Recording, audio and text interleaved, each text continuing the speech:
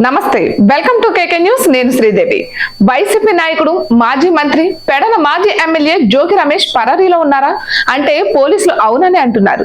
YCP అధికారంలో ఉండగా అప్పటి మాజీ ముఖ్యమంత్రి తెలుగుదేశం అధినేత నారా చంద్రబాబు నాయుడు ఇంటిపై దాడి యత్నం కేసులో కీలక పాత్రధారి సూత్రధారి అయిన జోగి రమేష్ అరెస్టు భయంతో పరారీలో ఉన్నట్లు తెలుస్తోంది కాగా ఈ కేసులో ప్రధాన నిందితుడైన జోగి రమేష్ ముందస్తు బెయిల్ కోసం హైకోర్టును ఆశ్రయించారు అయితే ఆ పిటిషన్ సోమవారం జూలై 8న విచారణకు రానుంది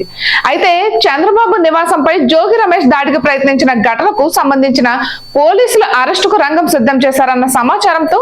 జోగి రమేష్ పరారీలో ఉన్నట్లు చెబుతున్నారు